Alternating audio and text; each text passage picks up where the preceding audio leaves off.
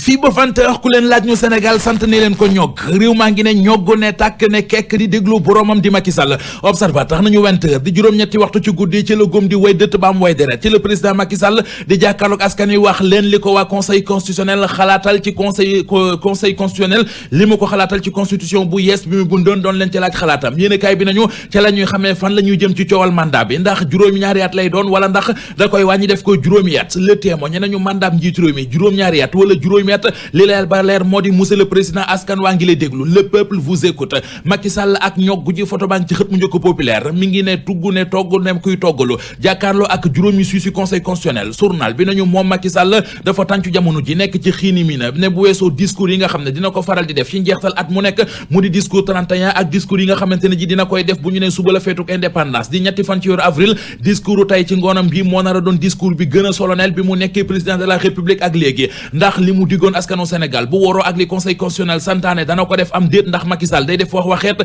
lan la ko juróomi saa si conseil constitutionnel sant populaire nañu ca palais de la république gars yi ñoo ngi def seen kéemtalaay kàttan ngir yëf yi bañ a sànni fii ak 20h Walfadjri nañu Macky Sall jamono ji ak ëllëgëm la jàkkaarlool ñaari mbir moo mën a am benn moo di conseil constitutionnel ànd ak moom ci mu wàññi mandat bi jëlee ko ci juróom-ñaari at yóbbu ko ci juróomi at bu boobaa ci référendum la ñu koy jaar askan wi joxe ci seen xalaat wa illaa mu ne ko mën ngaa wàññi mandat bi waaye juróom-ñaari at bi nga nekk moom du ca bokk Walfadjri nañu ak lu mu mën di doon li ñu gis moo di Macky Sall dafa bëgg askan wi yore kàddu gu mujj gi li mu warut a xalaat kay yéenekaay bi nañu moo di jéem a dellu gannaaw ca la mu waxoon ne bu boobaa jaru muy laaj fan lay mujjee na xool ci Abdoulaye Wade enquête dina kay nañu fi ñu nekk nii gestu ak wëlbatiku wees na ci moom Macky Sall li des rek moo di dóor mu daanu yéenekaay bi di enquête nañu am nañ xibaar yoo xamante ne ji ñoo ngi koy dégmati la ñuy wax moo di kii di Pape Oumar Sakho njiital conseil constitutionnel ak ña mu nekkal ca conseil constitutionnel li ñu bindal Macky Sall mooy ànduñu ci nga wàññi mandat bi Le Quotidien nañu ñoom it dégg nañu loole bi leen journal bi fukki ponk ak juróom yi président defoon ca constitution bu yees bi jox ko waa conseil constitutionnel ponk yépp conseil constitutionnel ànd na ci ak moom ba mu des benn ponk mu di wàññi mandat bi ndax nee nañu ko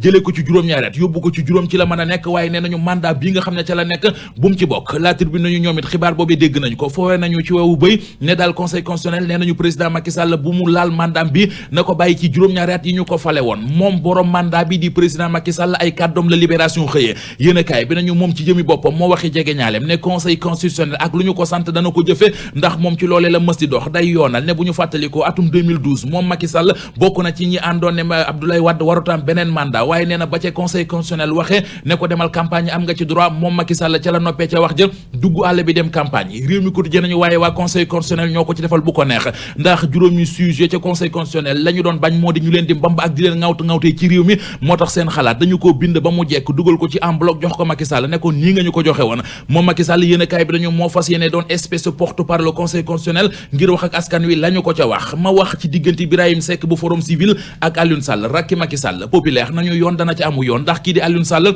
nee na dafay plainte Birahim Seck moom Birahim Seck bi ko waa populaire laajee loolee lu mu ciy wax li mu leen wax moo di plainte bi lu mu gaaw rek xeeb naa na ca gaaw maa ngi koy séentu Walfadjri nañu Alioune Sall ak Birahim Seck léegi ci tribunal la ñu koy lijjantee la tribune nañu moom Alioune Sall bu doon nit fa mu teg tànkam dana ko teggi ndax yoon wi mu aw fa mu ko jëme mooy fa Karim Wade mujj Alioune Sall manduwul ci alalu réew mi alalu réew maa ngay yàqu ci portum Dakar port autonome bu Dakar ma ngay suux ak a sooxe ci wàllu koom xibaar baa ngi ci Le Quotidien benn agence bu ñu naan Wara du West Africa Rating Agency yéenekaay bi nañu moo def ab gëstu ak càmbar jëmee ci entreprise yi la ñu gis moo di port autonome bu Dakar situation financière ba mi ngi gën di yàqu li bon ba yegg ca loolu l'Observateur xëy na ci mu di ñiy dugg ci bàmmeel yi di ubbi bàmmeel yooyee di ca def gàllaaj yéenekaay bi nañu ca diwaanu Yëmbal ay nit a dugg ci armeel ya foofee ubbi fa bàmmeelu genn gone gu góor dagg ca càngaay la ñetti morceau ca yamu ca ne ca colom fal nekk ca Kébémer ba tey l'Observateur nee nañu benn moodu la ñu bett ak benn sëriñu tariyaax ñu dugg ca armeel ya ubbi fa bàmmeel bëggoon faa def gàllaaj ak deret